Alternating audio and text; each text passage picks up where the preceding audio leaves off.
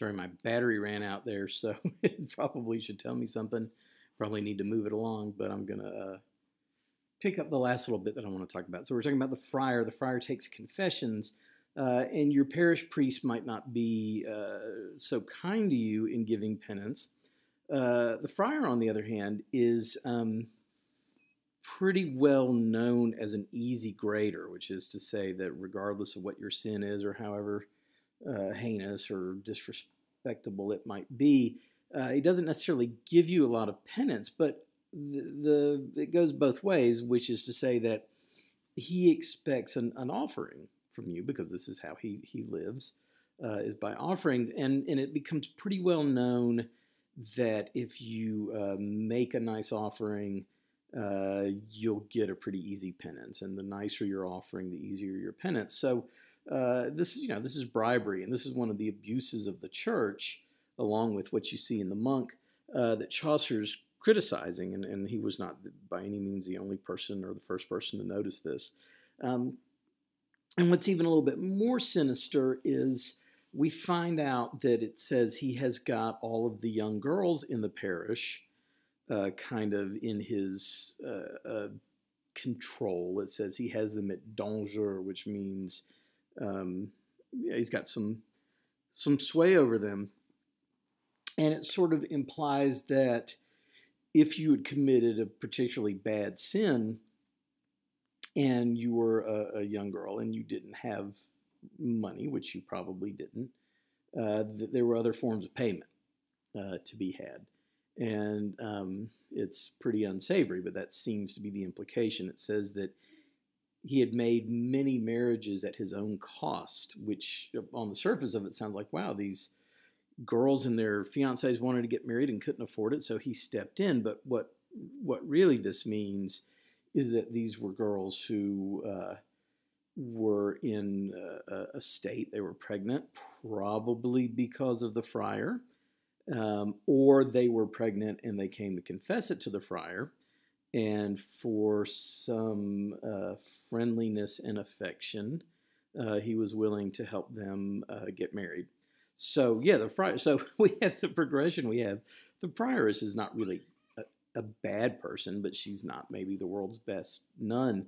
On the other hand, the monk is kind of a bad monk, because he pretty openly flouts the rules of his order. And then we come to the friar, and the friar is just a bad person.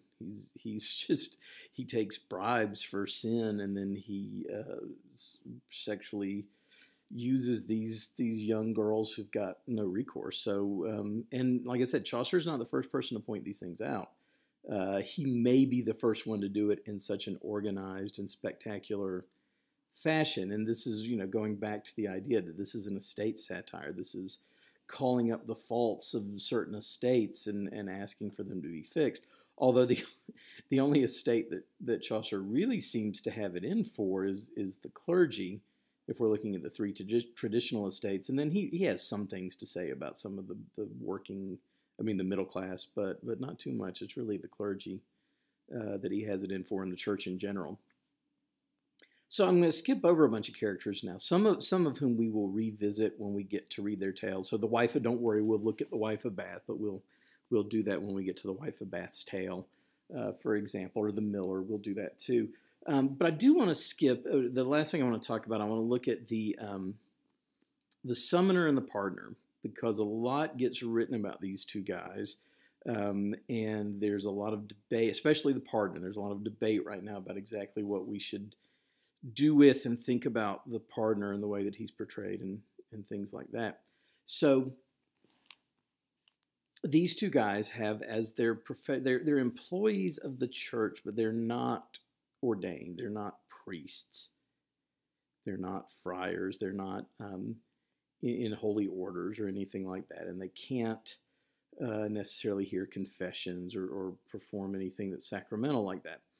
The summoner is exactly what his name says, which is he is the person that summons you to ecclesiastical court. So there were two legal systems essentially running in parallel in England. One which was the government's laws, which if you broke a law, you came to court, whether it was for stealing or a property dispute or something like that.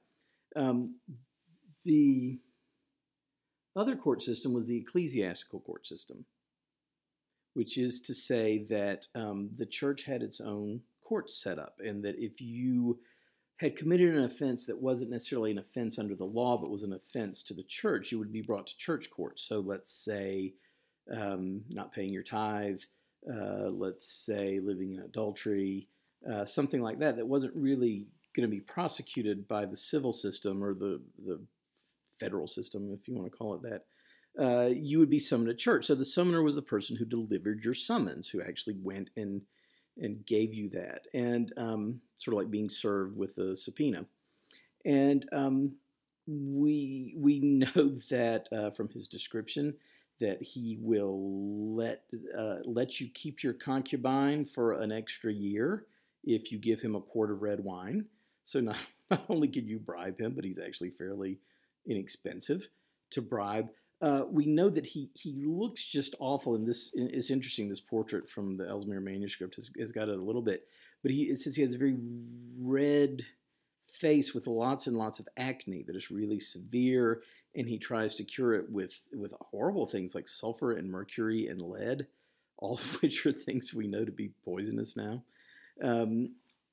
So we know that we know he has little eyes that are little beady eyes. We know that he loves to eat garlic and onions and leeks raw. He just eats an onion like an apple.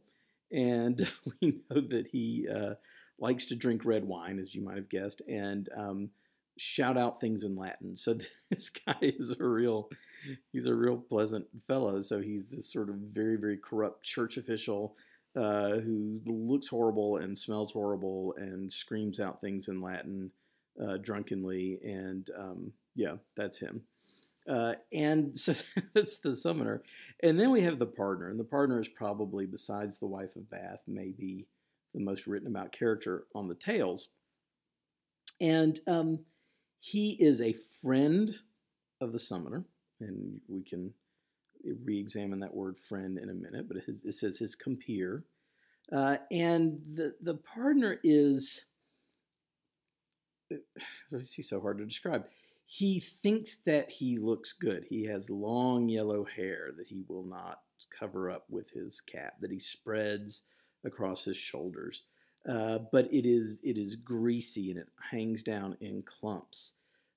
He has these clothes which he thinks are fashionable. It says, "Hem thoshta herod of all the nuajet." He thinks that he's very fashionable, which, and of course, when you say that someone thinks they're fashionable, you're implying that they are not at all fashionable. So he thinks he's fashionable, but he's not. He's got this hair he's very proud of, but it's kind of gross. He doesn't need to shave.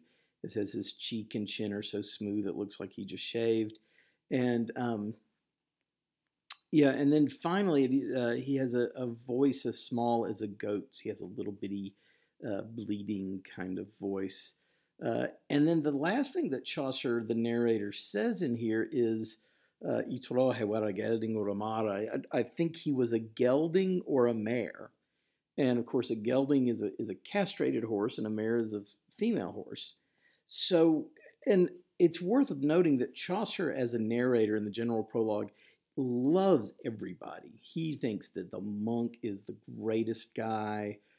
He thinks that the summoner is just a whole lot of fun and knows all the best jokes. He is just this wide-eyed, naive, much like in the Dream Vision poems, wide-eyed, naive character, and he just loves everybody, but except when he gets to the partner. And the partner is the only character about whom he says something as brazen as, "I think he was a gelding or a mare." We know that the partner sings a song that says, "Come hither, love, to me." And it says, "The summoner bore him a stiff burden." Now, burden can be musically, can be a harmony part, like a bass harmony part to the partner's tenor part. But there's pretty obviously a phallic pun going on, that the summoner took a stiff burden to him. So there's been a lot of debate about the partner, and one school of thought is this: yes, he is a gay character, he is a homosexual character, which in Chaucer's time means he would have been held in just complete and utter contempt and been a horrible person. And that's one school of thought, and it's fairly prominent. It's a little bit complicated to talk about sexuality and homosexuality in the Middle Ages with this idea that sexuality is an identifier. Then I think I talked about this in the opening screencast, but the idea that someone is a homosexual or is a heterosexual is kind of new to us. It's more of a 19th and 20th century idea. Rather, there were acts that people participated in that might be homosexual acts or heterosexual acts, but there wasn't necessarily a feeling that someone does one thing or the other. The summoner, as a matter of fact, if the summoner is a homosexual lover of the partner, we also know that he takes sexual favors as bribes from young women, it says. So, there's a sense in which if we want to read that far into it, then the summoner is bisexual, if you want to call him that, or rather he just participates in different activities with different people.